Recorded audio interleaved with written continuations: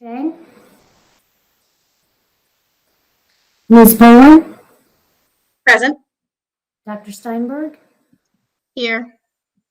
Dr. Thomas Farquharson? Here. Ms. Wilcox? Here. Mr. Zdanowitz? Here. Student Representative Lillian Sweeney? Here. And Rochelle Yerbelly. Here. Thank you, and thank you for the gentle reminder. All right, first I'd like to call on Sari Friedman. Sari, if you're here, you can go ahead and unmute yourself.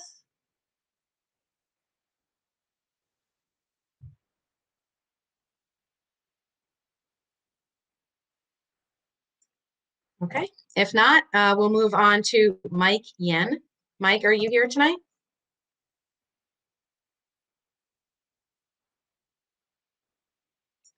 And finally, Earl Exum. Earl, are you in the meeting with us? Yes, can you hear me? We can. Okay. So you can go ahead and get started, and you have 3 minutes. Oh, okay. Representing the West Hartford African American Social and Cultural Organization, otherwise known as WASCO. First, we wanted to thank you, the leaders of the Board of Education, as well as the teachers and administrators for all the hard work and managing all the difficulty associated with COVID.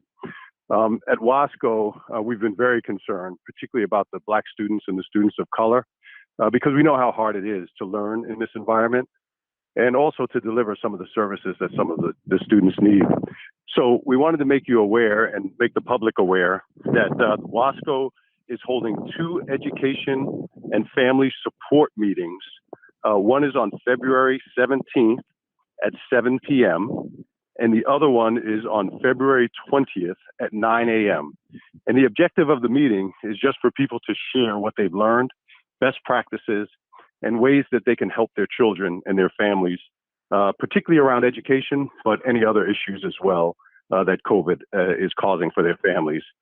We know that many families are really struggling with isolation, as well as fulfilling the educational goals that they have. So we're going to create this support group starting on these 2 days to try to address that. The target audience is Black students and students of color, but it's open to anyone who needs help or has something constructive to add. So thank you very much. Thank you. Thank you for sharing that information with us. All right. I believe that's all we have for public communications. So we'll move on to unfinished business. And item A is adoption of the capital improvement plan for 2021-2022. The recommendation is that the Board of Education adopt the capital improvement plan for 2021-2022. Can I have a motion and a second, and then we'll move into discussion? So moved. Thank you, Lorna. And a second? Second, Ari Steinberg. Thank you, Ari. And we can move into discussion. I don't know if Andy or Bob or Tom, you want to give us a quick summary first? Sure. Well, first, I just want to, while Bob's here, thank Bob as always, but especially when we get that much snow, the work of our facilities maintenance and custodial staff at 17 school sites to make it, to just get the snow removed, to get things done and to work overnight. Excellent work. Everything is ready for tomorrow. And I just wanted to thank Bob and his crew of people for working on that in addition to all the work that we've been doing for COVID. But I'll let Andy and Bob take over. And really tonight, it's open for you guys to ask questions about things. And I know some things that come up and questions about, we mentioned ventilation, we mentioned work last week that we're doing. So I don't know, Andy or Bob, if you have anything to add.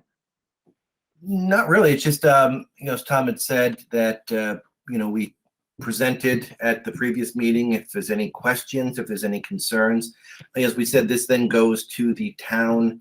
As you know, for those who have been through this cycle before, this goes through to the town, and it then is the town of West Hartford that adopts the combined capital improvement plan. And so are there any questions that we can answer, any concerns, any changes that you'd like in the plan? Let's see. Does anyone have any questions or thoughts to share?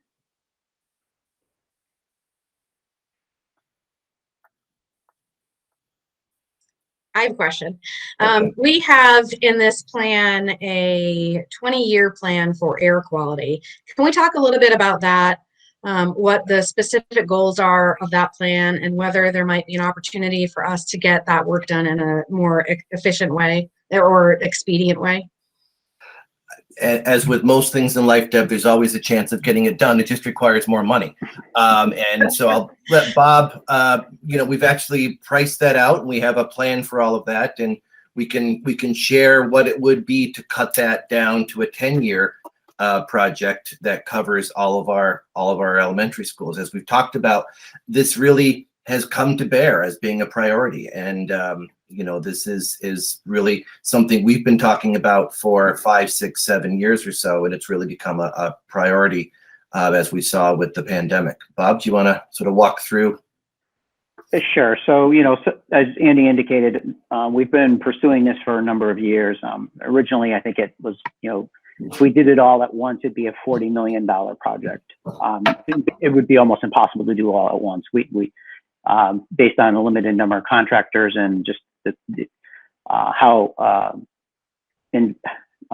much work it's going to take in each building, and it's going to be quite involved. So we came up with this plan of spreading that 40 million cost out over a 20-year period. The town obviously has concerns about a $40 million expenditure all at once. And so we kind of did this as a way to smooth that out over a long period of time. Obviously, since we came up with that plan and have been pursuing it, things have changed a lot with school fresh air and systems, especially at the elementary level. So if basically it's just simple math. So if we decided to expedite it to a 10-year program, it would still cost in the neighborhood of 40 million. Might be a little bit cheaper because the cost of, we're not spreading it out over 20 years. So the inflation costs go down a little bit. It would be challenging work for us to do 2 schools simultaneously. Currently the plan that we have in place would be 1 school per summer, doing about half that building in 1 summer and then coming back the next summer and then doing that. So we would change that plan and go to 2 buildings at the same time. So it stretches our resources a little bit. We'd have to hire a consultant, most likely to help us manage that process better, just with the volume of work and to make sure that things get done on time. Because there's no option to not have a building available and ready for the first day of school in late August. So that's really, the logistics of it. It would drive the cost up a little bit more. So instead of the first year, I think we said 2.5, it would be $5 million in expenses, and it would escalate about 3% from there. We have an escalator on that project, so we would continue to do that. So if that's something the board is interested in, we can certainly propose that to the town manager as we submit the budget. If that's something that you are interested in. And as Bob had said, then, if you remember right, when we had initially proposed this, we had talked about starting with Duffy, which we felt was one of our greatest needs. And so this, we would start then with Duffy, and we would also concurrently do Webster Hill at the same time. And so at the end of those 2-year cycle, then we would be able to go ahead and probably do like Aiken and Norfeld, because they're of a similar structure and similar size. And so we would progress through that. And so it would be a 10-year progression instead of a 20-year. But it's a valuable investment that we ultimately feel that we need to make in our buildings and in our schools. So there is something to be said for doing it now when rates are historically low as well. So there is something to be said for proposing that. Thank you. Mark? Thanks. Hey, given the enrollment projections and, we're going out 20 years, and obviously I don't think anyone here knows what 20 years is going to look like sitting here at this table today. But, that's a big number. And say 10, 15 years out from now, maybe we have to close a school or two, given enrollment projections. How is that taken into account in what, as far as a priority list goes, and maybe walk me through that in case, declining enrollment continues, and how do we handle that if it does? Well, I mean, I'm not, we don't have a crystal ball on that, Mark, but it's a good question. I think that I guess I would say that if we were looking at 10 or 15 years down the road of being in a position where, based on the numbers that the district was looking at, being able to close one of the elementary schools, or even more than elementary schools, it would be incumbent upon that Board of Education then to prioritize and then to ultimately redistrict, because that's what would be required for that. We go under the assumption that, based on the enrollment that we've seen and the consistent projections, that we're not going to be in a place that we're going to be able to say in 10 years and 15 years, Brayburn goes away or something like that. And so we're going under the assumption that these are long-term buildings, as they've been in many cases for 50 years for us, if not more. And, that's our assumption as stewards of the town property, that we're continuing to use and to improve those buildings as needed. So The only thing I'd say about the long-term trends, and you're right, you'd look at, what schools you'd look at redistricting or anything like that. But the notion, the only thing I'd say is, don't forget, it's not a linear downward trend. It's, if we follow historical patterns, it's actually waves, and we're halfway or more done with our downward trend. And theoretically, you'd have, because we had the baby boom, then we had the baby boom echo, which is what led to the increase in the 2000 aughts. And then you'd have, in theory, the baby boom echo, which just the natural demographic trend of it. But again, so those are generationally 10-year period. Those are generally generationally 20-year periods. And we're in about 10 years right now since our last period. So, Yeah, but so given right, the we information, could go down. You're absolutely right. We could, and we could also go up at the end of that too and need more. that's true, and it's certainly an adjustment. But given the numbers that we have today and what you presented, you have to take that into account. So, when you're sitting at the table making a 20-year projection, and say enrollment's going down, not even in the 10, 15 years, in the 5 years, you would have to prioritize, in my mind, one of the buildings that would have to be not necessarily sacrificed, but if you had to put a priority on it, given the projections and the numbers you have today, regardless of the waves and you have, because again, Board of Eds will decide that in our future. But for planning purposes today, you guys have the responsibility and take accountability for that right now. The Board of Ed 5-7 years from now will have that accountability whether to close schools. So the priority list needs to take place, and where we put these fundings for a 20-year program. So that's basically what Yeah. I'm getting at. No, And how do we you're- prioritize that? Yeah, you're absolutely right, Mark. And what we can do, though, the benefit of being able to, as we said before in the CIP, of being able to look in that 10-year out kind of projection, is that we're able to determine years ahead of where our next site should be. We're not saying tonight, we do this school, then the year after we do these, and these. It's not that kind of projection. So if we get 6 years down the road, 7 years down the road, and enrollment is looking like we're going to be looking in 2 or 3 years at closing X building, and the board wants to go ahead and explore that, we have the flexibility then of pushing that out if that was one of the ones that we were going to be doing the next summer or so. So we've got a little bit of time and a little bit of flexibility with that. The ones we're doing early on are ones that we know there's no risk to. I mean, Duffy going to be. I guess that's kind of what I wanted to hear. Yeah. Yeah. That, the next, the plan for the next 5 years is something that. I think we're good Yeah. until 2027 at this point. With, Yeah. Amanda? Hi, thank you. And thanks, Mark, for asking that question, because I had some similar things on my mind also. So one of the questions I had was, if we were to look at asking to allocate some funds for moving that project forward, would the start date still be in that 2022-23 school year? So you wouldn't have the bandwidth to begin anything this particular summer, right? We'd still be looking at the same time frame? Yeah, it's still the same time frame. It would still be the same planning period. It would just mean then doing 2 instead of the 1. Okay.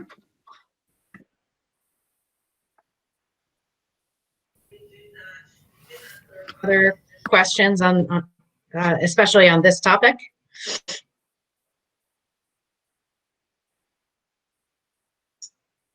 All right. Any other questions? Any other? Deb, sorry, I couldn't get fast enough to put a question mark in the thing. Go for it. I tried really quick, but I didn't do it. So, with this board, some of us have talked about, we're talking about asbestos removal, certain things, paintings, parking lots, things that we need. And it's and I would even say, like at the Conard, we talked about this last meeting at the Conard seating arrangement for the football team. That's a need. That's not a want. It's a need. At what point do we get to do what we like, some wants, to make West Hartford even the next generation, if you will, instead of just always catching up with pointing on buildings and replacing boilers? Where are we going to have an opportunity to do things that enhance West Hartford's facilities, not just maintain, but enhance? This board, or some of us, have talked about different things for sports, new turf fields, maybe potentially lit turf fields down the line. Where are we going to be able to anticipate that and plan for that? We're talking out 20 years now for asbestos removal and things like that. But, forecasted planning, if you planned on some of the things that maybe we want instead of a need and maintaining, 20 years out is not that, I should say, I don't want to say that expensive, but when you mortgage a house, that's the reason you do it. So I'd like to see maybe this board look at things that potentially, and I know we're in a very, very difficult financial time right now, but I lay it on the table for when maybe the opportunity arises again, where we could do something that enhances our school system, not just maintaining. So, we always get the accolades for one of the best school systems here, country-wise, state-wise, and we do. But, with that comes other things too. And I want to put that on the table, to put that in everyone's head and think about the future and what that's going to look like too, without just maintenance. It's definitely a fair point, Mark. Like, there's a list of things I've wanted to get accomplished as superintendent, and I use the term want on purpose because you teed it up that way. and it's been 7 years and they haven't been started because we've hit periods of times where we've had to lay people off, and then this cycle with COVID right now. And you're right, there's ways we have to make investments. The district made an investment in 2000, Project 2000, with both renovations at both Conard and Hall. You're on the board that made a renovation at Hall Science, which I think was needed. You're right. I mean, it's good that we did it, and it does up our profile, but it was a need. Charter Oak, that, you know, new building there, beautiful building. But I think that your point is well taken, that at some point, if we want to do a board discussion of what are the things that we're the stewards of the buildings and the atmosphere of our schools right now, but we have to be responsible and plan for what it's going to be in 20 years, 25 years too. So yeah, I think that point's well taken by me anyway. So the issue is you have to pass it, and then it has to pass the town council. That's the issue. Okay, thank you. Liz and then Lorna.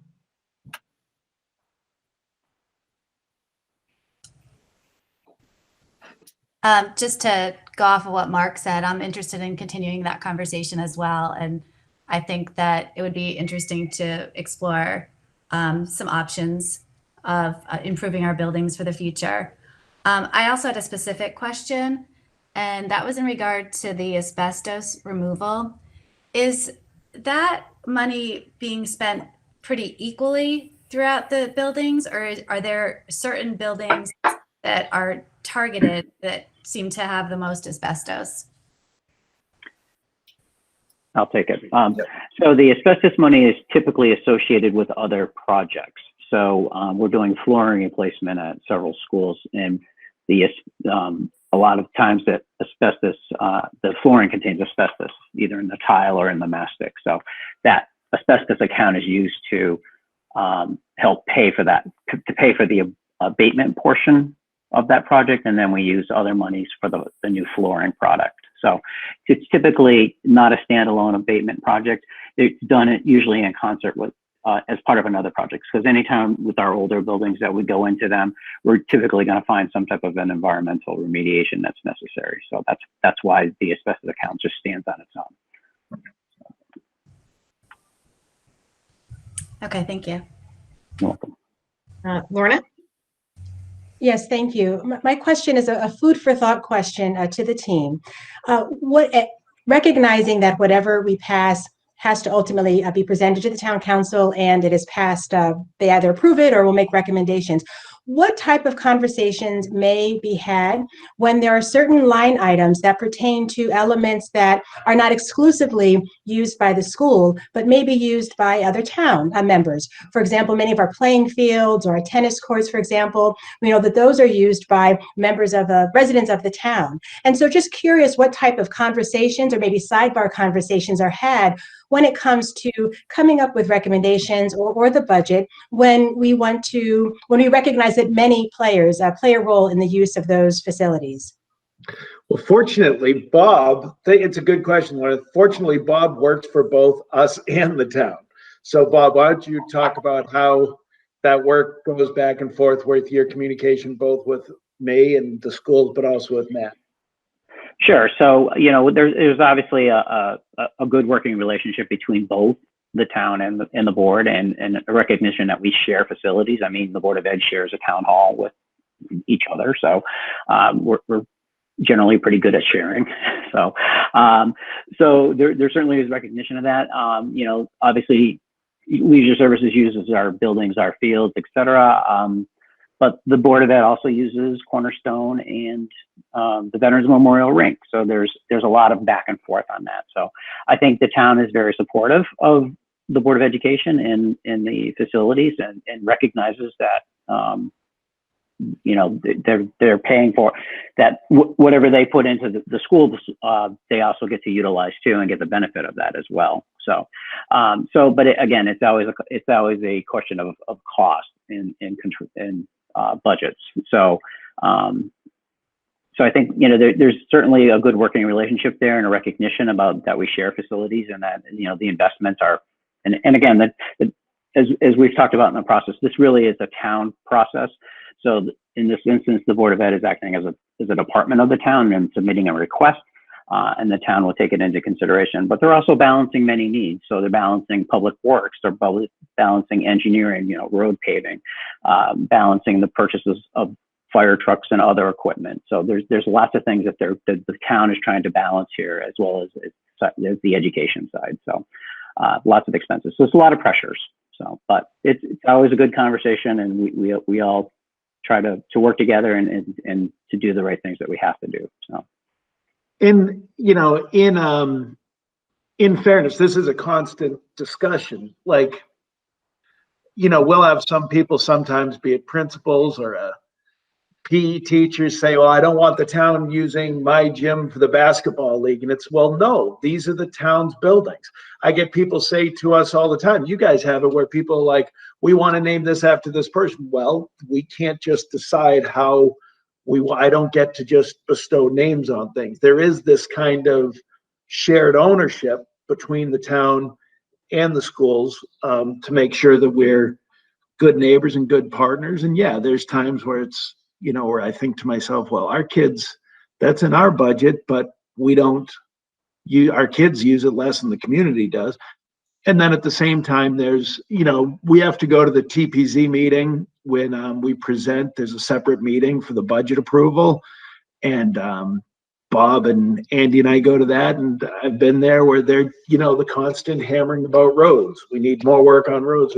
I get that kind of push-pull in the CIP for the town. I understand it. Okay, thank you. Jason. Hey everyone, good evening. I apologize for being tardy. I think I report to Paul Vicinas for detention maybe later.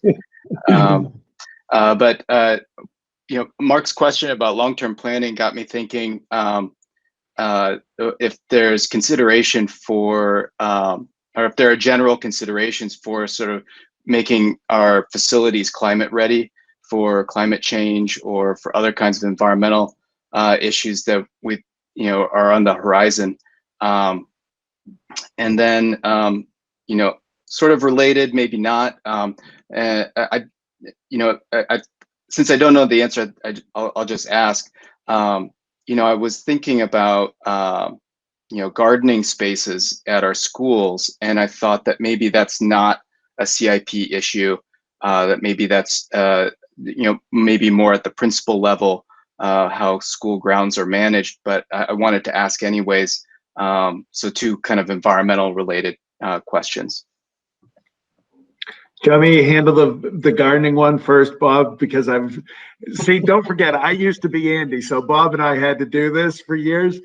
There's one, we support school gardens. We support school gardens with PTOs, and it's not a CIP because this cost doesn't really necessitate that. Often it's a PTO one.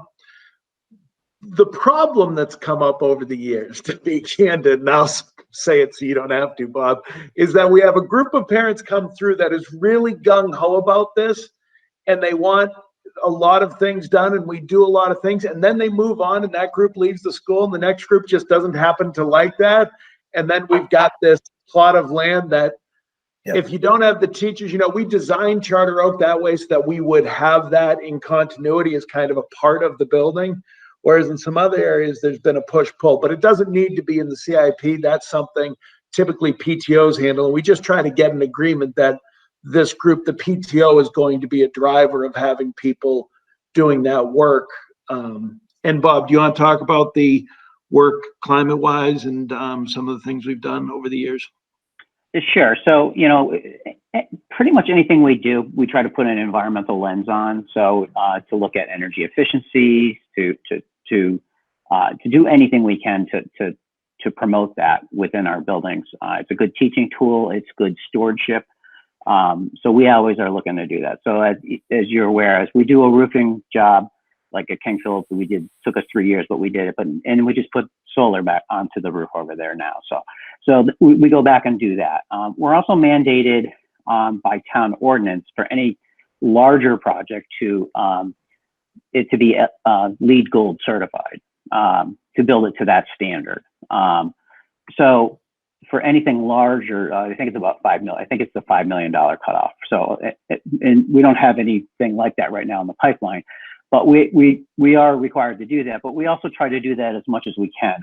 Catherine Deviney, who works for both the town and the Board of Ed, is our energy specialist. She helps us to do that. We're also very involved in this sustainability with the town and integrating that into the Board of Ed. So, you know, anytime we have a project and there's an ability to improve that environmental footprint, we take advantage of that and do it. So, so we always have that lens on it. And Catherine's great about that. She's involved in all our project planning and our meetings weekly, and she brings that topic to us, and she keeps that at the forefront for us. So.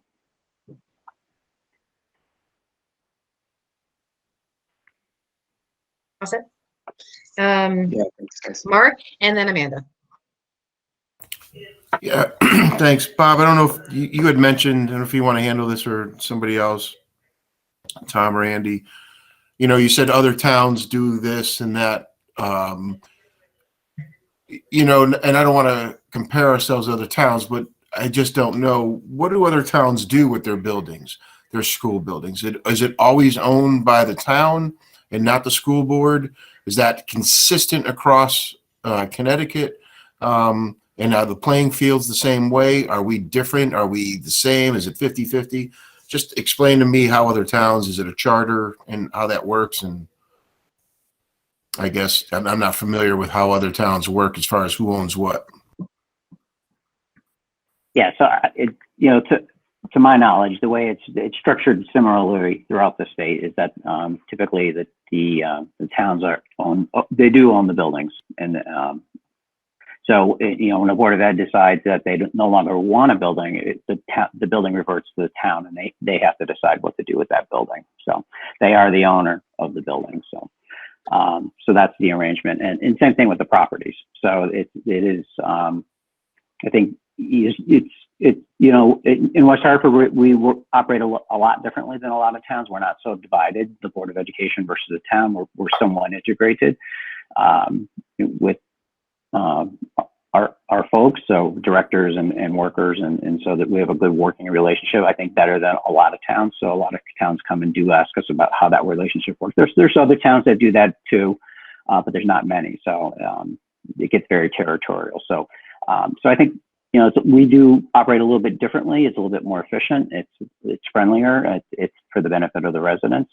and it does work for us. So it does work well. But you know, that is the arrangement, the way that the municipalities, how it's set up. So Have you seen any municipality that operates differently where the Board of Ed owns the school buildings and school facilities? No, the school facilities are owned by the town. Now, athletic complexes, that can be different, where schools may rent an athletic complex or somebody's leased out an athletic complex. You don't see that as much here as you do in some other parts of the country, Mid-Atlantic and Midwest. You'll see some of that where a private entity leases out the space of the fields. And a lot of it just comes from wealth. You've been around the state. I mean, anybody that goes to a game at Staples Westport, you go to Staples, their amphitheater for soccer is phenomenal. It feeds into a turf field, and then there's a lacrosse field, and then there's the stadium, and it's just an unbelievable complex. Westport doesn't even bond things. Everything's paid cash. It's just so different structures in different communities. And, you know, a fundraiser where they'll have one benefactor that might give $1 million for something, whereas we haven't had that. We've asked. There are people that we have that I've written letters to, and you know, there's some out there, but that's just the reality of different places. So we do have that kind of mix where Sterling Field's a town field that's not attached to our schools, even though it's next to Charter Oak, and we do use that for school games. Duffy Fields are used by Connor, you know, so that back at different places.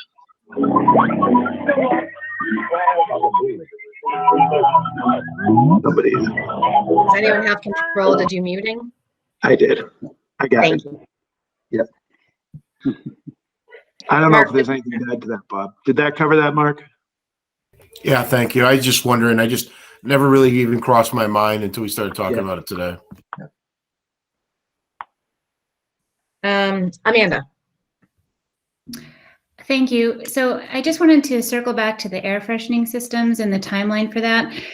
I definitely am entering into this conversation with concerns about the 20-year time frame, as I feel like many people in the community have the same concern, especially given the age of the structures and thinking about the investments that we would make in buildings that were built when they were built.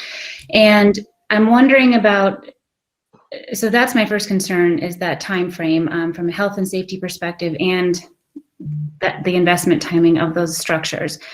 But I'm also wondering about your thoughts on how they can be revenue generators. So if we were to fast forward that investment and put it in a 10-year time frame, would we be able to open ourselves up to opportunities where those buildings could be used for revenue generators for childcare in the region over the summer, or camps, or educational programs? You know, I know with the same way that we may have opened up some of our summer programs in our summer school to be a small revenue generator for people in surrounding towns, would that be something that helps us kind of, to Mark's point, kind of get ahead of some of these things so that we can get to some of those enhancement projects, so we're not always playing catch-ups, because this building stock is not going to be desirable when we start looking much further down the line. And you know, if there's something that we can do to be playing catch-up as we go along with creative thinking, or options that we may then give ourselves for how we handle the timing of the school year. So what are your thoughts on the potential for programs like that if we were to have those buildings better equipped for and more conducive to programs that we could use for kids in the region, not just our own? Yeah, I don't want to be a nattering nabob of negativism. I'm not optimistic about that, because people that want our buildings don't say no because they're not air conditioned, and our buildings are in use all the time as is. So we've done some creative things where we have churches that rent our buildings and use those for their services on weekends. But I think people would be surprised at how much usage our buildings get in the summer, not just from town leisure service program, but also programs at the YMCA. So we're actually already doing a lot of that. I don't know, Bob, if you, because Bob tends to handle all rentals and things like that, unless we became like we made one pretty enough to be a wedding site, maybe we can. Yeah. Bob, I don't know, what do you think? You know, I like the idea. It's just challenging because most of the people who rent our buildings are generally nonprofits. Because we really don't promote a profit motivated company coming in and kind of utilizing our buildings. So that's one of the things, is that, you know, the primary renters in our buildings are typically that. There's also other facilities, you know, typically you'll see it. I came out of the college facilities management. So those hold, and because they have longer summer sessions, they can hold longer, and they have dormitories, and they have other facilities like that. So you see bigger programs, sports programs, and that type of thing going to those. Those camps would go to those facilities. So there are possibilities of expanding what we're doing.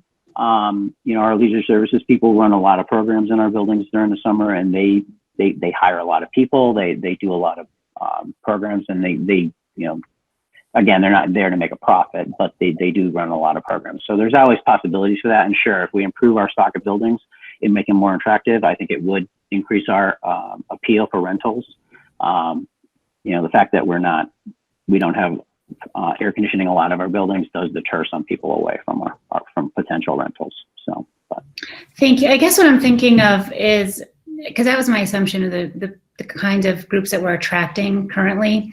But if we were to position things where, I'm thinking especially from an equity standpoint, if the foundations in the area and the State Department of Education and other large funders are trying to think about the continuity of education over the course of the summer for the children in the greater Hartford area, you know, could that be a resource that then gets funded by outside resources if we're able to provide that continuity. So, not just the nonprofit programs and the ones that we may want to run but could we think a little bit larger about how we could be a strategic hub for something over the summer, knowing that, not only could you do continuing education for children at all grade levels, but then you've got all these campuses that have, the ability to maximize outdoor options. I know we're not talking specifically about that, but that's what I'm thinking about. If we were to move that time frame forward, do we then allow ourselves the ability to start having more creative conversations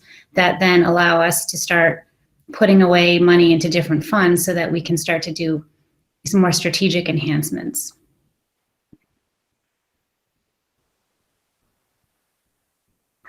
Yeah, I don't have This is more of a question, more of a comment than a question. Yeah, it very well could. I mean, it depends, I guess. Well, I guess, Tom, sorry to butt in, but, you talked about the State Department of Education, things like that. I mean, there's a ton of brand new correct schools out there across our state that would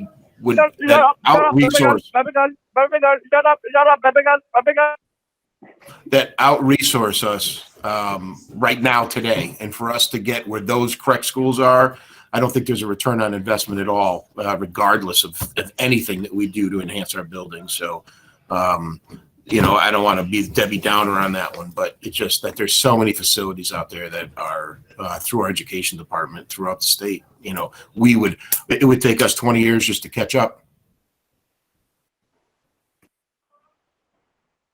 Other questions or comments? I have one question, and that is that we've heard from just a couple of people about the tennis courts at Conard. I know the Hall tennis courts are probably in similar condition. I guess my question is, are they what you would deem safe but not attractive, or are they edging towards the unsafe? I guess that's for Bob. Yeah, I'm going to say they're approaching the end of their useful life. This is what I'm going to say. So they're probably about 20 years old at this point, and they're bituminous concrete or asphalt. So that asphalt surface dries and cracks over time. So there's we do every 2 years we do a program where we come in and we kind of do a surfacing, repair the cracks and repaint and that type of thing. So we spend about $50,000 on that. We split that with the town because of the leisure services use of the facilities as well.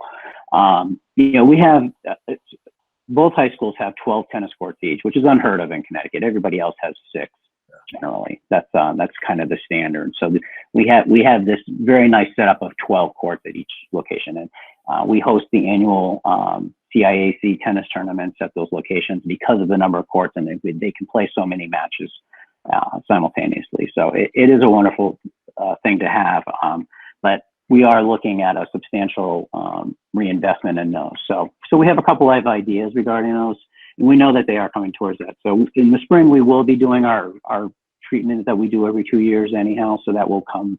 We'll do that anyhow this year and get the courts back so that they're and they're safe and they're in good, decent shape. So the town recently in the last year has constructed new tennis courts, at Wolcott Park, and also at Whiting Lane. They did this past summer.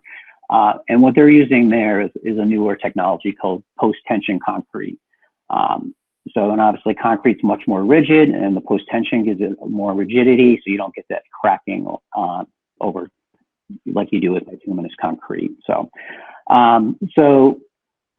that's probably the option we want to explore going forward. Unfortunately, that's probably about $1.5 million at each location.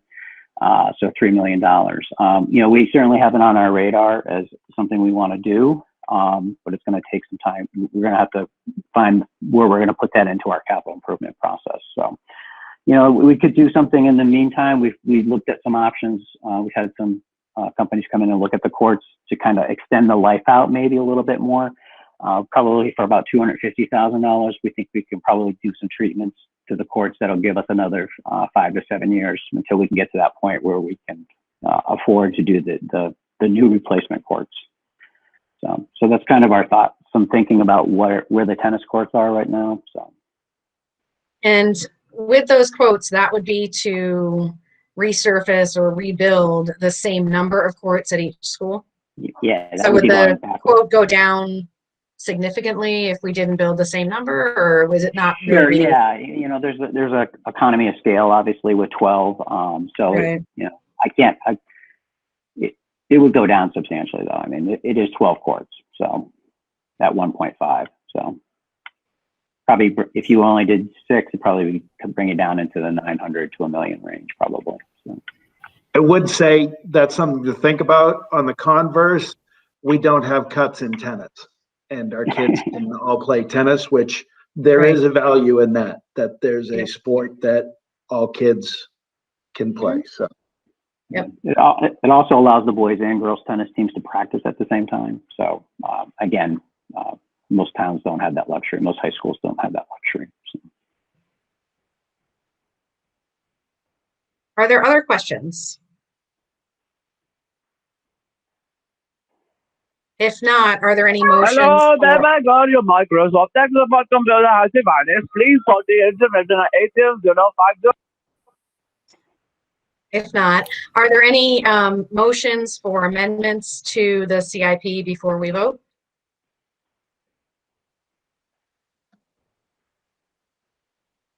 I'll make a motion that we move the air quality piece into a 10-year project instead of a 20-year project. Is there a second on that? Second. Thank you, Amanda. Is there any discussion on that proposal? If not, I'll try your minds. All those in favor of moving the air quality project into a 10-year project instead of a 20-year project, please signify by saying aye. Aye. Aye. Aye. Any opposed, say nay. Abstentions? The ayes have it. Thank you. Are there any other proposals for amendments at this time?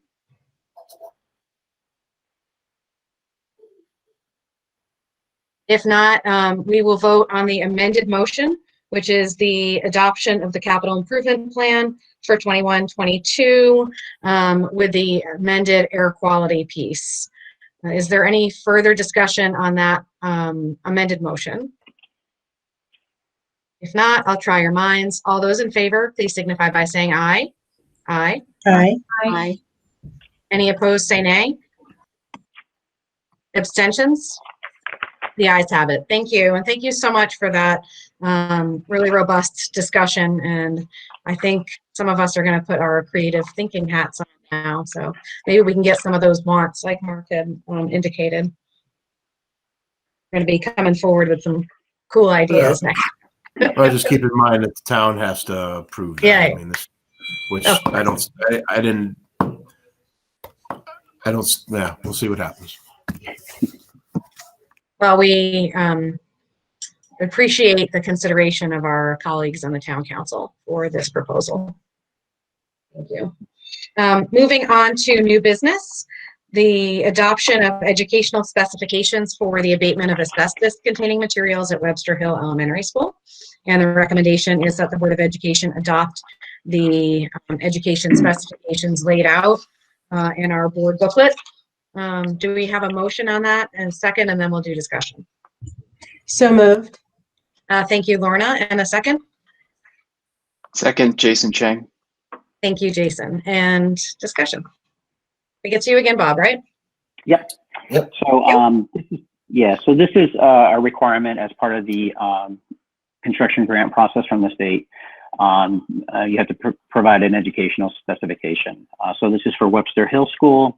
It's a standard form that they utilize as part of the application process. We use this, they'll use this as part of the overall application process. So just to refresh your memory, for Webster Hill, we plan on doing a flooring replacement project this summer. It'll be about 11,000 square feet, approximate cost of $80,000. So the state reimbursement on this is 39.28%, and I forget exactly what the reimbursement would be. So for that amount, so that's for certain types of projects, the state will provide for a construction grant. Typically anything environmental remediation is covered, roofing replacements, and then some other general types of projects. Other projects that we have going this summer have already been through this process. They were delayed from last year. So we've already done this for those. If you recall, last year we did some roofing projects and again, some more abatement projects. So that's really what this is about. Thank you. Questions, comments?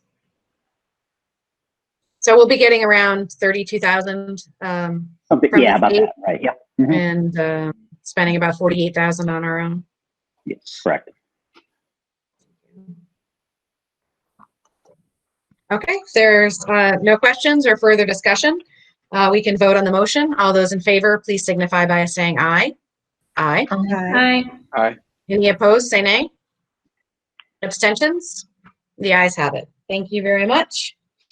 Moving on to staff communications and reports, and we'll start with the superintendent's report. All right, thanks, Deb. A few things. Today was our first virtual snow day we've had.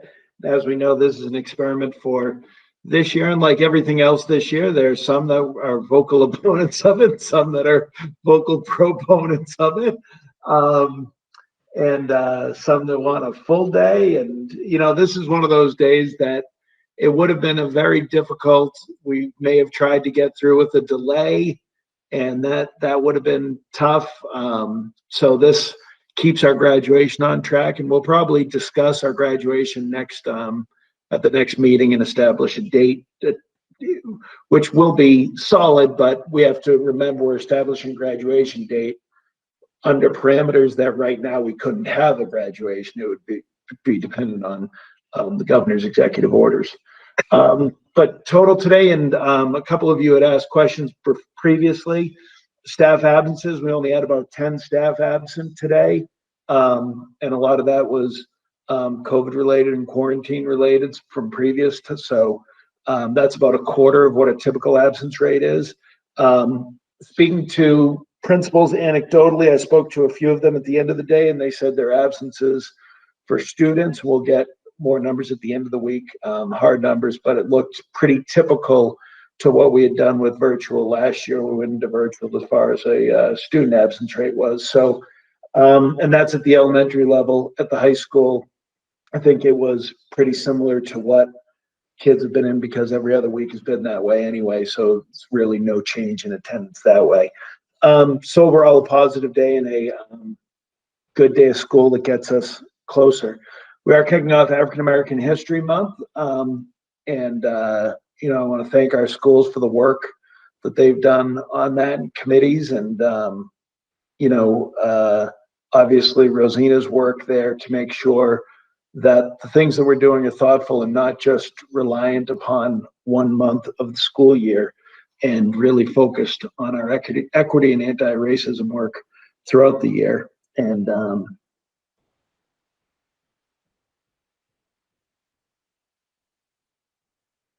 COVID rate overall is beginning to decline pretty significantly. I think we made the right decision not closing after the holiday breaks, as the second post-holiday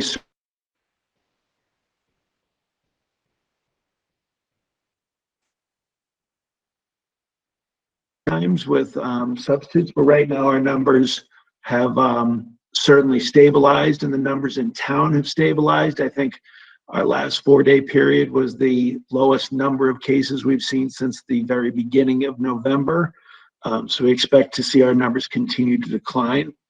We've gotten some questions, and I know some questions of the board with some people, you know, anytime people post some things on Facebook that say, please let Tom Moore or the board know this, we get some letters from that, and then we get the letters in opposite, and they tend to almost equal out as a wash. And I've gotten letters saying you have to move out of hybrid, and I've gotten letters you can't move out of hybrid. There's all these variants. We're watching everything right now. We're hoping that vaccines for our staff come through sooner rather than later. And we're hoping that the variants don't lead to a uptick. And I'll say this, I've been committed to getting out of hybrid from the start of us being in hybrid. I've said that to all of you. I continue to believe that the best environment we can be in for those who didn't choose the remote learning option is for us to be in every day. But we have large high schools and we have large middle schools. And we have to make sure that, one of the all of our mitigation strategies are in relation to the number of cases that are in existence too. So as cases in the community come down, well, some of those mitigation strategies don't need to be as severe, as extreme, however we want to put it. And we'll also be at a time where hopefully we can open the windows and maybe go outside again and see some of our outdoor classes come up that we were able to do in September and October, but certainly not with a foot of snow on the ground. There's two more things. One, I want to talk about the latest round of funding that was approved.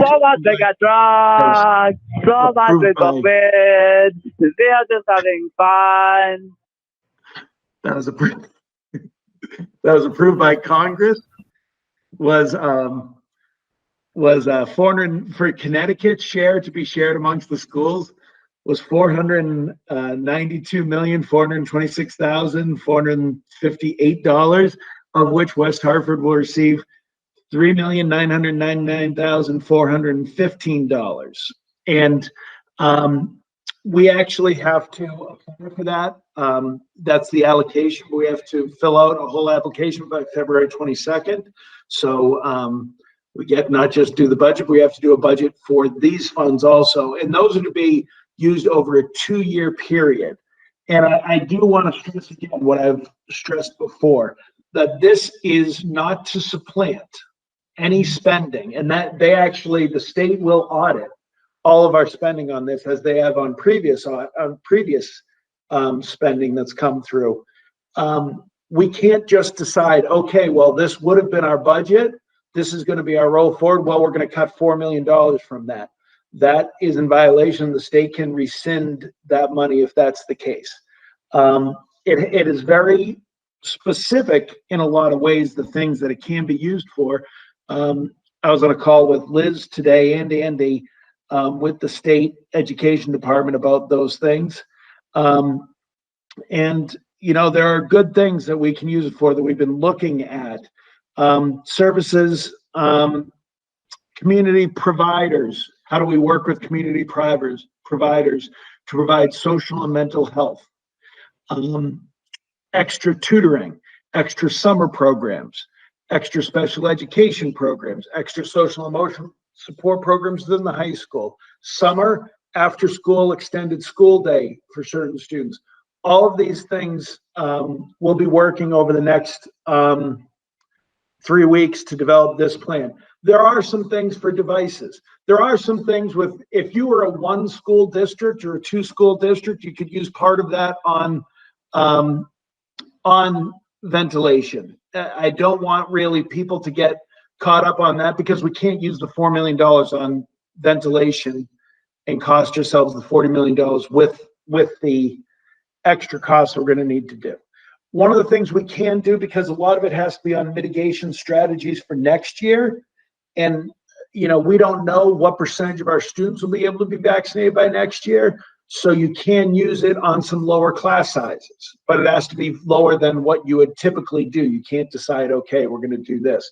So inherently, it is making our budget smaller in that we were going to have to do these things anyway, but instead of adding $4 million in town spending over the next 2 years, and hopefully there's more of that coming. We can do more aggressive programs.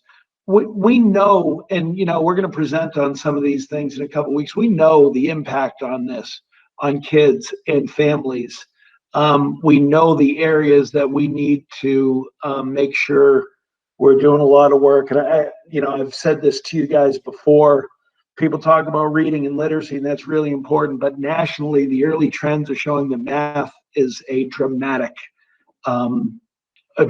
hit across all grade levels during the pandemic. And that, when you think about it, that kind of makes sense. Parents and families are more likely to be able to read with their kids and talk through, but math does lead to a more specialized skill set.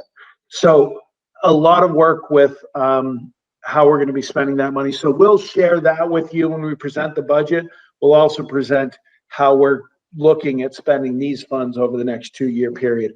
Again, there will be changes during those 2 years. You don't have to lock in all along. You just have to notify the state, this is how we're spending it, this is the program, and this is what we're looking at.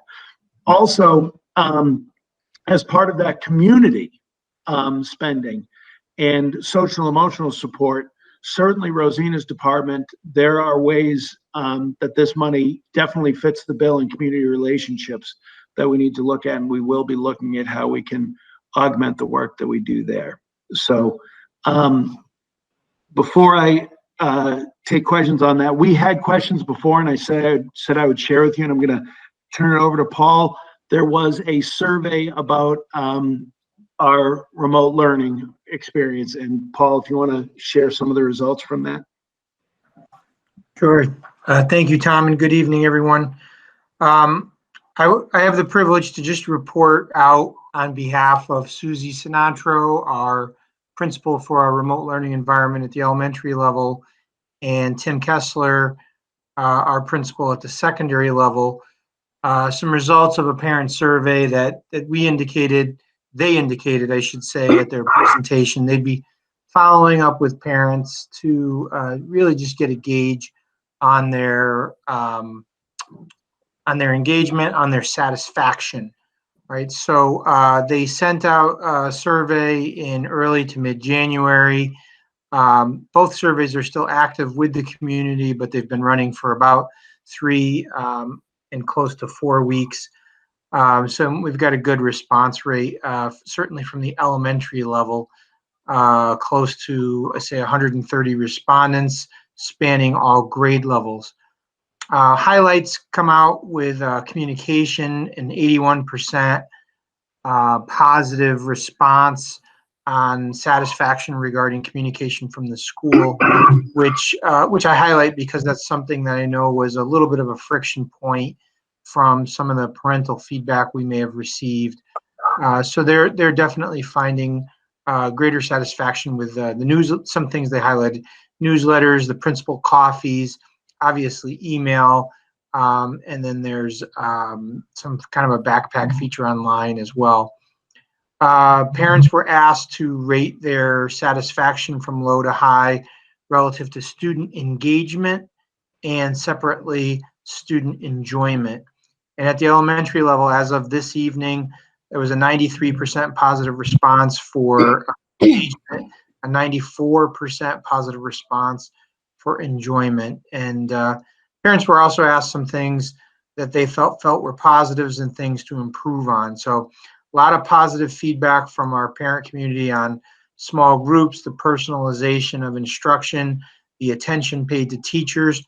A lot of teachers called out by name for really the parents' satisfaction with them and feeling like they go the extra mile.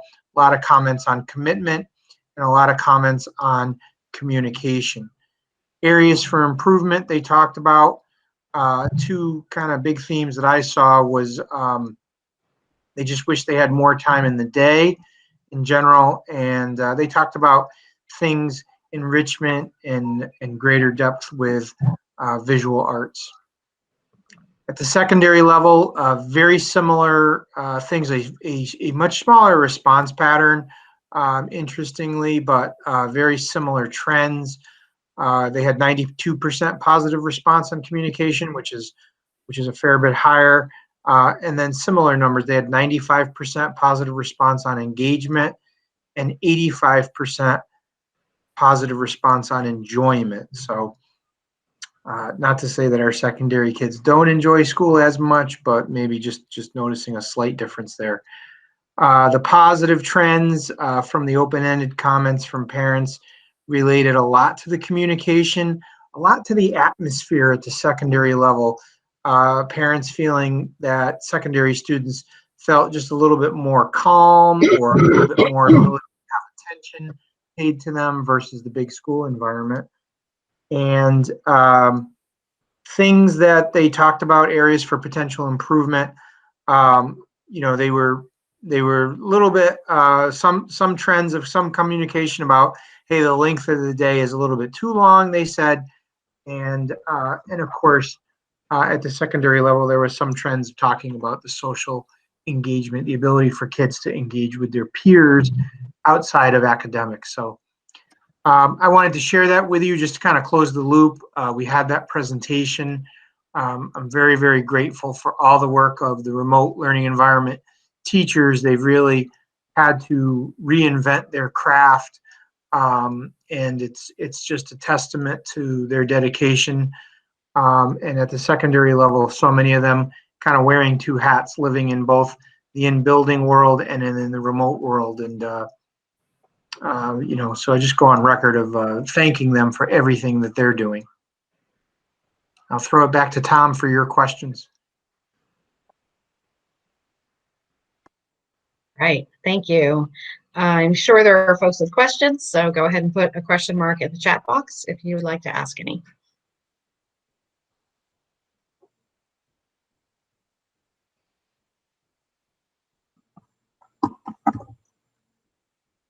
Amanda. Hi, thank you both for those reports. Paul, also thank you for your recent service. I was going to ask you some questions about remote learning, so this was particularly helpful to have such an in-depth report.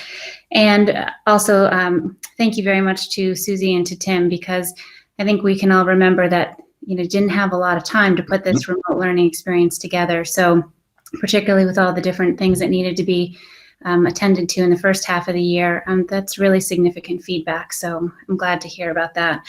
My question specifically is for Tom, and how are the kids doing? I mean, at any given time in any given year, you know, we've got a number of different things going on with kids with their mental health. But what's your feeling right now for how the kids are doing when you're looking at the feedback from the counselors and anecdotal feedback from the teachers, especially with winter? I don't mean this in a flippant way at all. It depends on the kid. There's some kids that we're tremendously worried about, that we're exchanging texts about late at night. Whether it's Gretchen and Andy, aware of people. You know, I think we all live in fear of that lack of connection, which is one of the reasons why I feel it's so important to be in as much as we can, which is why I didn't want to do a January that was remote. Mm-hmm. You know, I still think it's important to note that most districts that are in hybrid, even then, are still only 4 days a week. And really, so that means those kids are only in 2 days a week, because almost every district has 1 day off. And so it's 2 and 2. I think that kids are resilient. I think that kids overall are doing well. There are some kids that are just killing it in remote. There are some kids that in hybrid I've spoken to that are like, this is the best. I never want to go back. There are people that love block schedules and they're like, you can't shift off of this. But there are also kids that, and you know, our numbers show it, and we're not going to shy away from that. We'll present it both at budget time. We'll present it next week when we talk about state of the schools. You know, I mentioned math. Our math results are great. I know you're not talking about the academic because we all care more about the individual kid and the social emotional. It's funny because is Gretchen on the line? Gretchen. She is. But I know there's questions about I'm here. Oh, do you want to talk about just number of referrals? Because while we haven't seen that, they have picked up a little bit.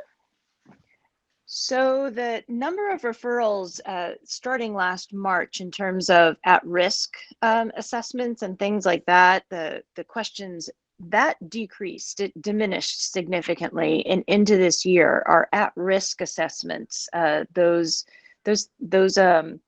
questions that come to us from parents or other students about a student's mental health and well-being, those have actually gone down in number. What we have seen is the ones that are coming in are coming in more intensely. And so we are responding to those. But I think because our crisis social worker and some of the other clinicians have an opportunity to do more proactive work, we're actually seeing more connections in school. So that I'm not quite sure if you were talking about those risk assessments, but in terms of referrals, to special education, was that what you were asking about? No, I was talking about the risk assessments, but the referrals to special education with everything, that's also, we have more outplacements this year than we've had previously. We do, and that really kind of scoops up that group of students that are having a much more intense reaction to all of this, and so we're seeing the need for additional outplacements for sure. We have seen a pretty significant increase in the number of students moving into the district with IEPs, which is certainly accounting for our increases in numbers and prevalence rates. And some of those students are coming from out of district placements in other towns. And then, we're supporting them in their journey as West Hartford residents. So overall, we've seen a slight uptick in the number of referrals to special education. But that's tricky. We want to make sure that it truly is identifying a disability as opposed to identifying, issues with access around COVID. But we are seeing increases in our need to support students. So I hope that gets to it, Amanda. I think the truth is you're getting to something. I think we all feel COVID fatigue. We're coming up on a year. I'm not sure I mentioned it at the last meeting or where I mentioned it, but my daughter found was talking to her friends and said 313. And I was like, what do you mean 313? That's the last day of school they had. And so like her classmates and everything talk about that day, 313, as an event. And so, yeah, there are people worried about their kids that, you've got 2 seniors on here. They've never had a prom. These are the kind of things that we can say in the long, when I talk about graduation, I'm like, I'm optimistic. I believe the good things, and I believe that we can do something with Safe Grad that is safe, that maybe isn't traditional, but we found that when we do things differently, it can be okay. Doesn't mean it doesn't create anxiety. It doesn't mean it doesn't create, well, what about this? Because it's a year. That's for all of us is difficult. So I think there's certainly a fatigue that is very strong with kids. I would actually ask if Lily or Rochelle, you want to add in on this. I mean, you guys are on the ground, as we say, and if you're willing to share your thoughts on your peers' mental health, social and emotional health, I think I would personally really appreciate hearing your thoughts. I think I haven't really heard of anyone who's doing significantly worse because of the new schedule, but I think everyone is just kind of more fatigued, and I think a common thread is that a lot of the fun parts of school we don't really have anymore. Like it's really hard, even when you're in person, it's a little bit hard to socialize with people in a way that you normally would, because we're literally so far apart from each other and we have masks on our faces. But I also think that there were kind of some unforeseen benefits from the hybrid schedule, because I expected myself to not want to be in online school at all. But I think sometimes, because we've been in a pandemic for so long, having those online weeks is kind of a nice break for some people to just kind of like be in your own space. So I think it's different for everyone, but there's definitely consequences, but I think some people also enjoy it. Yeah, I agree with everything that Lily said. And I feel like, of course it's from person to person, but I feel like, I think everyone is grateful to be having this ability at least to go into school and being able to see our peers, because there are definitely places that don't have that opportunity to be in person. And like Lily said, like even the in-person experience isn't even perfect, especially since we're so far apart from each other. And like, since it is block scheduling, you only have 4 classes a day, so you're seeing less people as opposed to like an 8-period schedule where you'll see a lot more people and a lot more teachers on a given day. And even like after school activities, you don't see a lot of people. But I think that people are, and my peers are, definitely grateful for the opportunity at least to be be in school. And even like today, with like everyone being virtually, like seeing all of your classmates in one sort of environment was also really nice as well. So Thank you for that. Mark, you had raised a hand. Was that intentional? Oh, okay. Other questions for Tom or Paul? I have a question, which is, you had mentioned briefly trying to get our teachers vaccinated. Can you just give us an update on where you think the timeline is on that, and what our district plans are for vaccinating our teachers, our cafeteria workers, our maintenance, all of our staff? Unfortunately, I've been very wrong about our timeline. I'm not asking you to look into a crystal ball, but best guess. Technically, we have a vaccination clinic scheduled for tomorrow, but that was planned about 3 weeks ago, and that was going to be the first one. And that's been put off as the supply just isn't there. We know that there's the appetite. We will vaccinate all staff and make those available. And I think what we're going to see is most likely kind of a parallel, and this might help them, in that once teachers are able to register, and right now that's after 75-year-olds, so right now teachers can't register. And then, the discussion, what I've been led to believe, is that 65 and older would be next, and then teachers and other frontline workers. So I don't know if that's 3 weeks, if it's 4 weeks, if it's 6 weeks. It just depends on the supply. If teachers were with 65-year-olds, I think you'd be talking about 2 weeks, week and a half. So it just depends on what the recommendations are. But I would expect, I'd base it off of kind of a 4-week window from what I've been led to believe, the early end being 3 weeks, the latter end being 6 weeks. And what would probably happen is, so all the teachers in the state are allowed to register, and not just teachers, cafeteria workers, all school employees. And the thing is, they're going to flood the system right away. We're not going to tell people you can't register at CVS or Walgreens or East Hartford, but we're going to commit that we'll have vaccination site clinics, just we do for flu shots, that not everybody gets their flu shots through us, but we'd have that. And our goal is to have vaccination clinics with about 500 shots, but that completely depends on how many shots we get. So you'd be looking at 3 or 4 weeks of the first shot being given in those clinics, and then 3 or 4 weeks of the second shot being given at those clinics. Moderna has been the one sent to the health district, pretty much completely, just because of the refrigeration needs of the Pfizer one. So that's where we are. Again, we wouldn't, and again, that's kind of, we're not going to prioritize within our staff. That's going to be staff can sign up at that point. And, over those weeks, we hope to get them all vaccinated, or as many sign up. Great, thank you. Ari, you had a question? I just had a quick question. I don't know if it's been something that's been discussed. I mean, I was just thinking about, talking about getting our kids back in and getting out of hybrid, and I fully support that.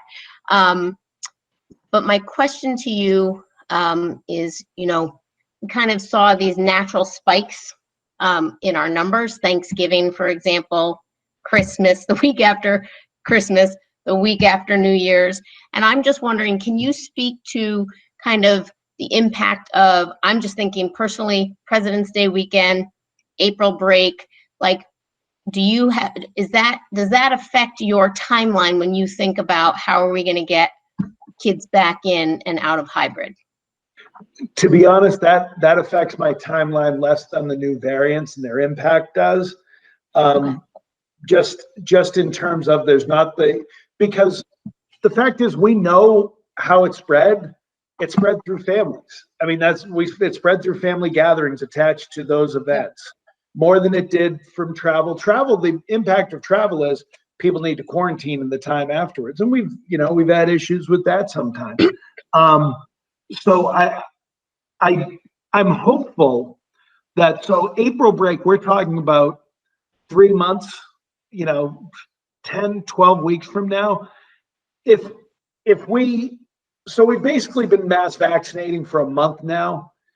If you take those and multiply it over 3 weeks and we see any uptick, then all of a sudden now we're at 100 million people in the United States have been vaccinated by April.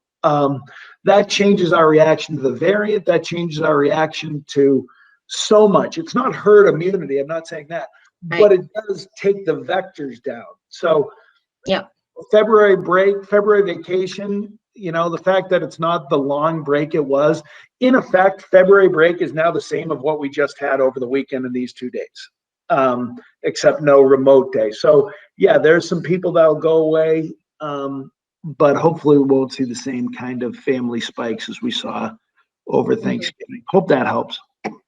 Yeah. And and Deb knows this, I just want this out there for as many teachers. Every call I'm on, I am pushing about vaccinations, the important in the education sector, just how that is the element that can help us get to normal. And again, I'm not saying it should jump in front of anyone else. I'm just saying that's a huge element of this.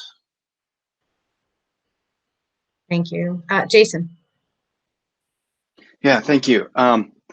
I wanted to return back to the mental health question. I couldn't quite figure out how to phrase this, but the concern is around drug use, and sometimes drug use is treated as a disciplinary issue, but is also an indication of mental health needs, and this is my first time being familiar with how a school district would deal with this, but it's in addition to the viral pandemic, there's also an opioid epidemic, that is happening simultaneously, and just wondering how if this is still something that the district is dealing with, and what are some of the things that that you're doing around that. Thanks. Yeah, and I'm happy to have Andy and Gretchen and Rosina and Paul. All of us have dealt with kids with this. I'm happy to say, Jason, that I think it's fair to say that it's treated less as a disciplinary issue. There may be a disciplinary consequence. I'm not saying that, but everything that we do now is tied to counseling for that child. And even I mean, we're going back now 14, 15 years ago since Paul and Rosina and I were at Con, and all of those things were tied into assessments at IOL and work at that point when we saw it. As far as opioids go, the one thing I'll say about it, and we do have, we have kids that parents and the kids are providing their drug tests to us, and we're working with them in counseling. That's a reality. We have not seen the opioid explosion in our age group in West Hartford. Now, I know of kids that graduated. I've been to their funerals. So I'm not saying that it doesn't exist at all. It's something we're on the lookout for it all the time. And one of the great things that has changed in my 15 years in education is kids talk to a counselor about their friends way more than they used to. The kind of don't snitch on your friends, don't. People ask about why there's so many more referrals right now. Yes, it very well may be an increase in mental health needs, but it is also tied into kids looking out for each other in more ways than they used to. Gretchen, I don't know if you want to jump in on this too. So we have not seen overwhelming numbers of students who are engaging in drug use to the point where we're making any significant changes to the process that we already have, our DAT process, which involves more counseling and more work than it does consequence, for sure. And those numbers, I monitor those as well in terms of access to an outside clinical setting for testing and for counseling and things like that. And we're actually seeing those numbers go down as well. But again, you know, when a student is struggling and they're self-medicating, if you will, with different types of drugs in order to cope with something else, we have seen some of that. And we have seen referrals to hospital programs where students are getting that support. So it's there. But it's not something that's coming at us that we need to change our structures for. Our structures are working in how they're designed. Thank you, guys. It's really wonderful to hear and appreciate everyone's work on that. Any other questions?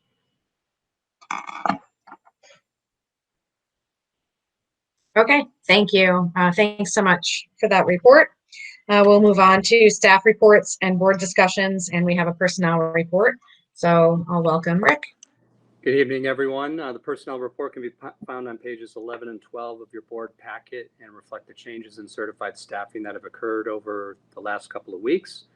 So as you can see, we've hired 11 interim teachers over the last several weeks, which puts our grand total to 47 interim teachers for the year.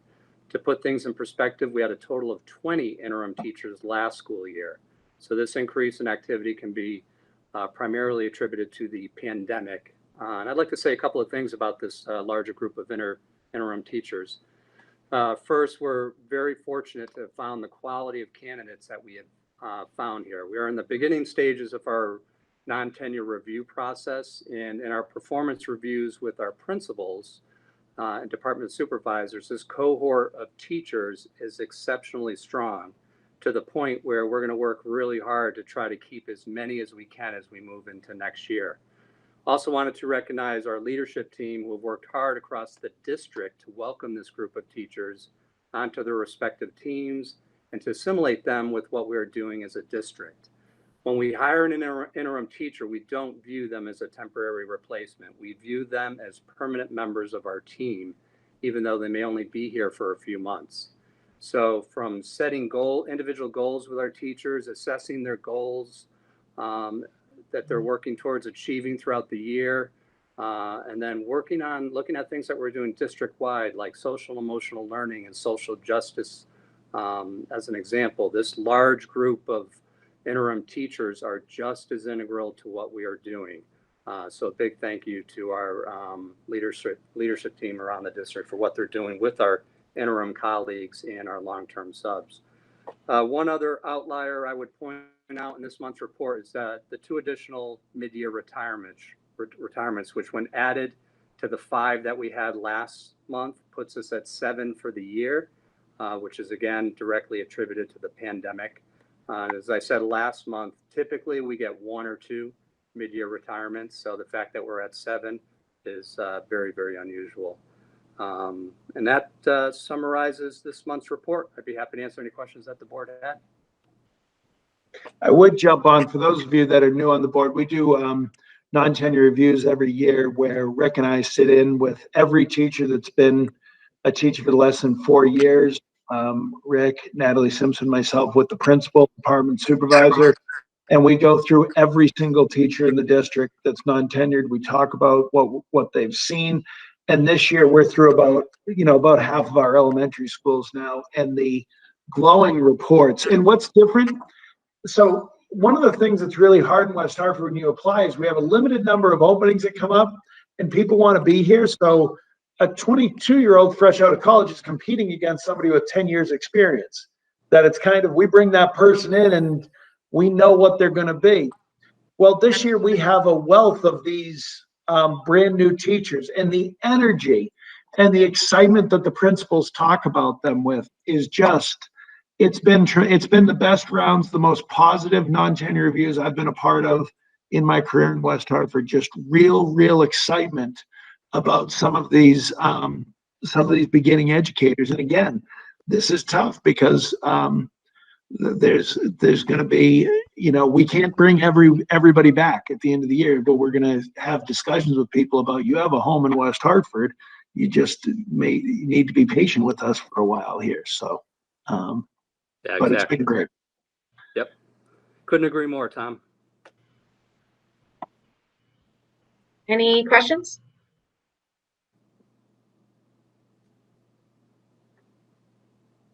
Amanda? Hi, I don't have a question, but I know every meeting we all just want to express our gratitude to the teachers for all they're doing, and especially want to thank the teachers who are retiring mid-year. There's a variety of reasons for those things, and we just want to thank you for your service, for your tremendous commitment to this district, and know that you and your service are very much appreciated by us and also from the parent and faculty community. Thanks, Amanda. We'll pass that message along. Any other questions? Rick, I have a question. Do you have any demographic information about our new hires and whether they contribute to our goal of further diversifying our teaching and administrative staff? They do. In this report, we had one teacher of color in this report. Last month's report, we had several. So we started the year at about 10% of our staff. We had grown from 8% to 10%, and we've continued to add on that as we move through the school year, which is outstanding work on behalf of our leadership team and teachers as well, who assist us in the process. So we are making good progress. Thank you. You're welcome. Thanks for paying attention to that. What percentage of the teachers overall that we've hired this year, Rick? Isn't it over 20% this year? So this year it was over a third. Yeah. A third of our new hires were teachers of color. Yeah. Great, thank you. I don't think we have to vote on this. We just accept the report. Yep. Thank you. And thanks so much. We will move on now to routine matters and the financial report. So this is the approval of the financial report for the period ending December 31st, 2020. And I'm looking for a motion and a second, and then we'll have discussion. So is there a motion to approve the financial report? So moved, Mark Sedanowitz. And I'll second it. How do you make a plumber cry? You kill his entire family. And Mark, I'll turn it over to you. All right, two things. Tom, is that your extended warranty for your Jeep? Keep calling you? I don't know. It's not my phone. So the second thing before I get to the financial report, Tom has promised me, you may have seen a snow day video by our superintendent from Easton, Reading, and Region 9. Tom said he was willing to make a video for our next snow day. So Tom, Mark is lying to you. I'm pretty sure I said something pretty different than that. If you guys haven't seen it, it's good stuff. It's funny. All right, so let's get into business. So you see the general fund, approximately, this is already for December 31st. We're going to have $145,000 at the end of the year. And just to give some perspective, our average over the last 10 years has been about $700,000 that we've given back. But this year, because of the financial concerns with COVID, it's going to be about estimated $145,000. Salaries from last year, nothing really new except for an increase of $28,000 to the prior month. And that continues. The principals and assistant principals, as you see, they're helping the needs of both in-person and remote schools. So that continues. And there continues to be a surplus in the department supervisors for the librarian salaries as well, for a vacant position for the hiring lag. As far as benefits, really no real changes. If you look on Page 16, 5206 unemployment, a variance of $35,000. Not unexpected. We've been tracking that. And then purchase services as well. Is again, if you look on page 16, line item 5319, you'll see $25,000 there, or $250,000. So excuse me, and that's for the professional and technical services that we've been tracking as well.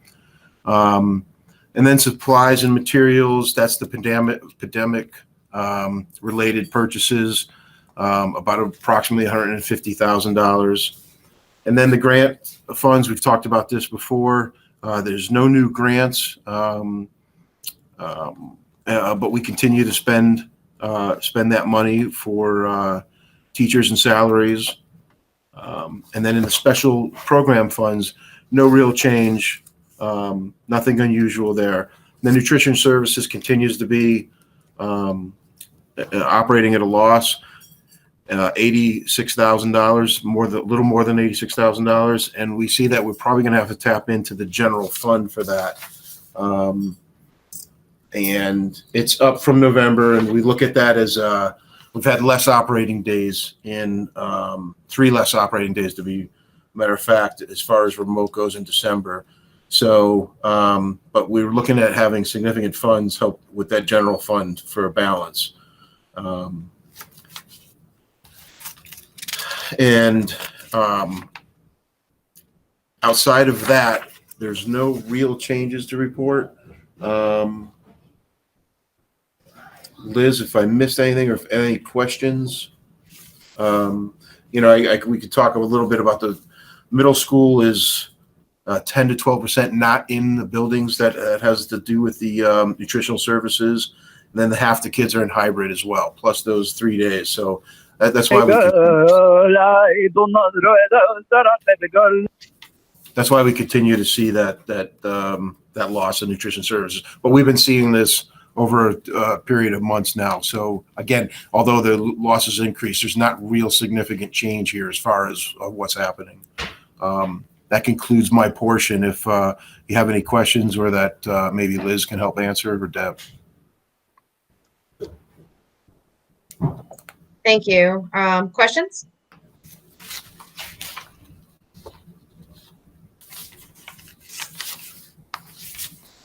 This isn't really a question, more of a comment, so the public gets to hear this. The federal government has extended our opportunity to provide every student in our district a free lunch every single day for the rest of the year. Is that correct?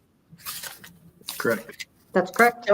So any student at any level, even if they're middle and high school and they're leaving around lunchtime, they can take a lunch and bring it home with them. All right, so that's all I wanted to comment on. If there are no other questions, we can vote on the motion to approve the financial report. All those in favor, please signify by saying aye. Aye. Aye. Aye. Any opposed, say nay. Abstentions? And the ayes have it. Thank you, and thank you, Mark. Next, we have the approval of the minutes, and I'm looking for a motion to approve the minutes from the January 19, 2021 regular Board of Education meeting. Is there a motion? So moved, Amanda Aronson. Thank you, Amanda. Is there a second? Second. Thank you, Lorna. Discussion on the minutes? If not, I will try your minds. All those in favor, please signify by saying aye. Aye. Aye. Aye. Any opposed, say nay. Abstentions? The ayes have it. Great. Moving on to information and reports. Are there any communications and reports from board members?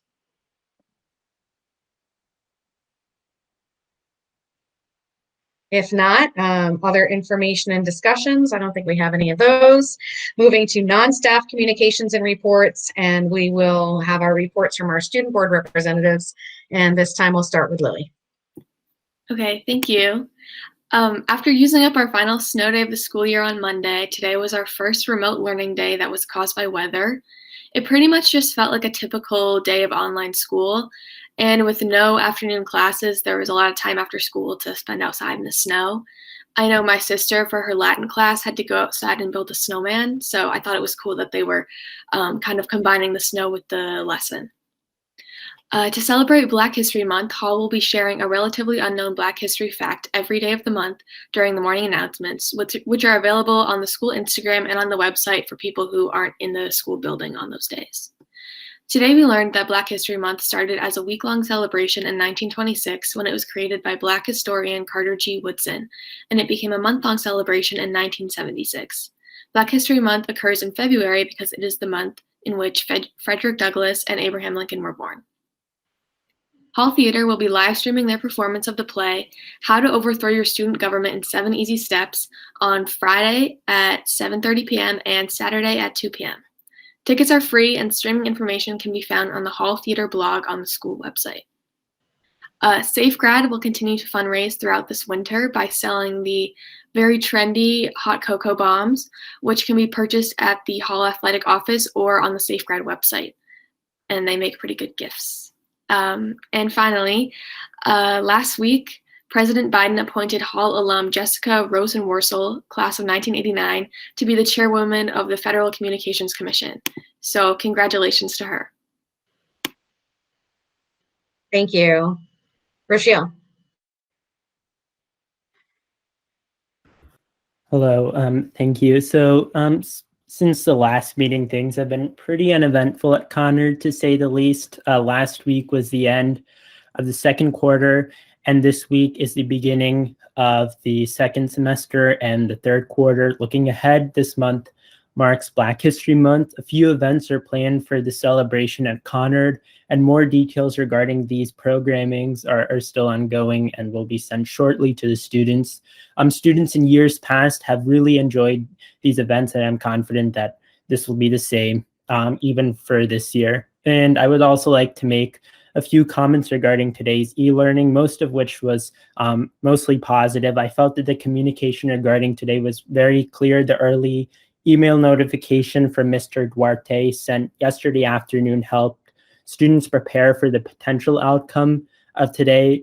Most of my classes had no significant attendance discrepancies, and should this snow day model be continued in the future, I feel that students will be pretty well prepared, especially since we've already experienced it once. I'd also like to congratulate Brett McGurk, who is a 1991 graduate of Conard High School, who was named by President Biden as the U.S. National Security Council Coordinator for the Middle East and North Africa. Thank you. Thank you. I was ready to go with that one if you didn't remember about him. But I'm glad you did. Thank you. Future business, announcement of future meeting dates. Our next couple of meetings are Wednesday, February 17th. Please note the Wednesday date. That's a regular Board of Education meeting right here on Google Meets. And then we'll have Tuesday, March 2nd. We will have our regular Board of Education meeting as well as the presentation of the superintendent's budget proposal. Then we, deep into budget season, we'll have a budget workshop on March 10th, a regular Board of Education meeting on March 16th, and then our Board of Education public hearing and budget workshop on Wednesday, March 24th. So all of that's on our website, so it's okay if you didn't memorize it. Do we have any requests for future agenda items? All right, and are there any visitors who've joined us and would like to address the board? You can unmute yourself and let me know.